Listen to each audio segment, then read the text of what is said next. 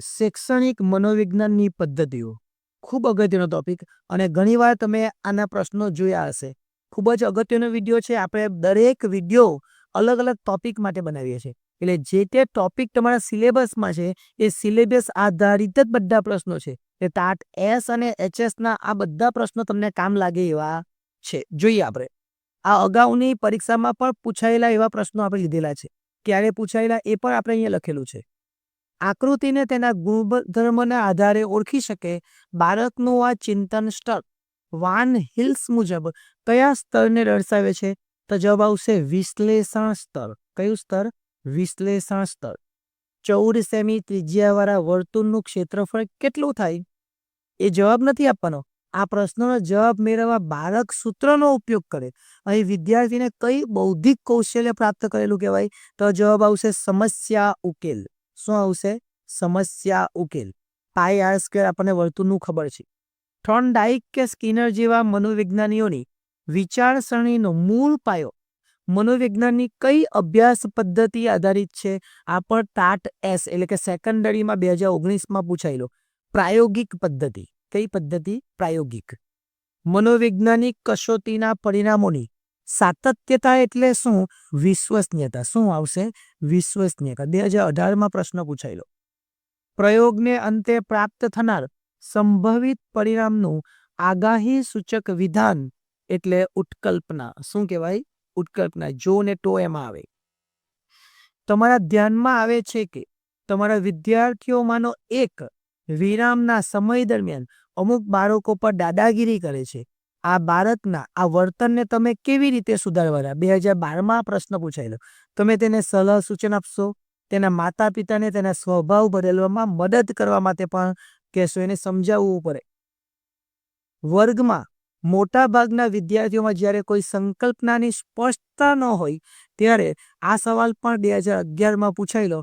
સંકલ્પનાને ધ્યાને લઈને પ્રવૃત્તિઓ યોજવી જોઈએ જેથી કરીને સંકલ્પના સ્પષ્ટ થઈ. પોતાની અંદર અંતર્મુખ થઈને પોતાનામાં ચાલતા મનોવ્યાપારોનું નિરીક્ષણ કઈ પદ્ધતિમાં કરવામાં આવે? આંતરનિરીક્ષણ પદ્ધતિ. કઈ પદ્ધતિ? આંતરનિરીક્ષણ પદ્ધતિ. કયા પ્રકારનો અભ્યાસ એકના એક પ્રયોગપાત્ર ઉપર ખૂબ જ લાંબા સમય સુધી ચાલે છે? તો જવાબ આવશે દીર્ઘકાલીન. શું જવાબ આવે? દીર્ઘકાલીન.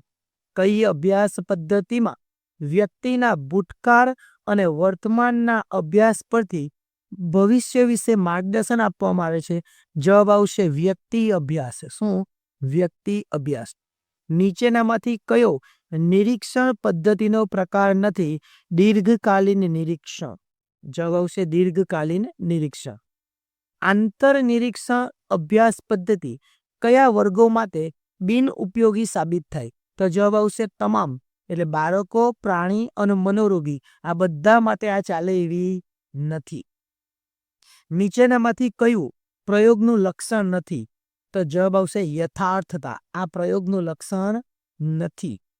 સંશોધનના કોઈ પણ પ્રકારના પૂર્વગ્રહ મનોવલણ રહિત મૂલ્યાંકનને શું કહેવાય? તો જવાબ આવશે વસ્તુલક્ષીતા. કયા પ્રકારની અભ્યાસ પદ્ધતિ તમામ જાતિ, વય, પ્રદેશ તથા વર્ગને લોકોને સ્પર્શી શકે છે? તો જવાબ આવશે પ્રશ્નાવલી. શું? પ્રશ્નાવલી પદ્ધતિ.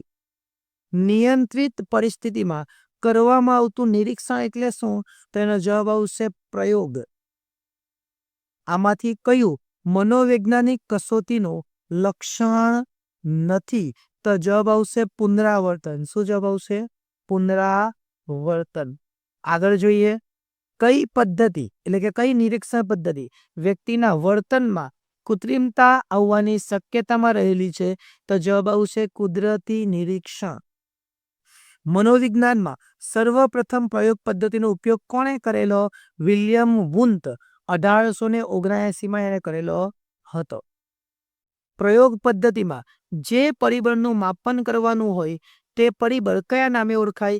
પરિવર્ત્ય. શું? પરિવર્ત્ય. કોઈ મોટા સમુદાય અથવા વિશેષ પર કઈ પદ્ધતિ દ્વારા સંશોધન કરી શકાય? તો સર્વે. શું? સર્વેક્ષણ આપણે કહીએ. મનોવૈજ્ઞાનિક પદ્ધતિમાં એટલે કે પ્રયોગમાં પરિવર્તીય મૂળ કેટલા પ્રકારના? તો જવાબ આવશે 2. આગળ, નીચેનામાંથી કઈ અભ્યાસ પદ્ધતિએ મનોવિજ્ઞાનને વિજ્ઞાનનો દરજ્જો અપાવ્યો? તો જવાબ આવશે પ્રયોગ પદ્ધતિ. અને છેલ્લો સવાલ 24 નંબરનો સવાલ છે. આ 24 પ્રશ્નો તમે કરી લેવો ને એટલે તમારું કામ થઈ જાય.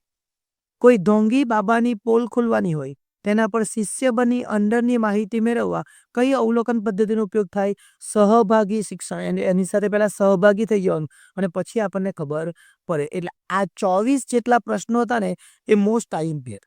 આટલા પ્રશ્નો તમે કરી લો એટલે તમારું આ જે ટોપિક છે એ ક્લિયર થઈ જાય. વિડીયો ગમ્યો હોય તો લાઈક કરી ને ચેનલને સબસ્ક્રાઈબ કરી લેજો, જેથી કરીને તમને આ અલગ અલગ પ્રકારના જે ટોપિક છે એના પ્રશ્નોના જવાબો સહિત તમને પ્રશ્નો મળી રહે. આભાર.